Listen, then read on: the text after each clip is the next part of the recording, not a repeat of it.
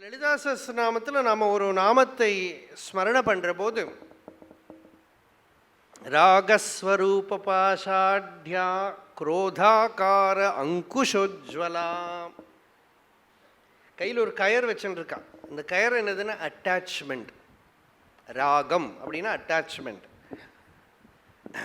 நம்ம உலகத்தில் ஒட்டின்னு இருக்கோமே, அந்த ஒட்டின்னு இருக்கிறதுனால மட்டும்தான் நாம் கஷ்டப்படுறோம். அப்படின்னா எல்லாரும் சொல்கிற பற்றுதல் இல்லாமல் இருக்கணும்னா அது போனால் தேவையில்லை, போக மாட்டேங்கிறது இல்லையா? ஏன் போக மாட்டேங்கிறதுன்னா அவள் அதை அந்த கயரை போட்டு கட்டி வச்சிருக்காளாம். அதுதான் யம பாஷம்னு சொல்கிறதும் இந்த பாஷம் தான், ஒரே பாஷம்தான் அது.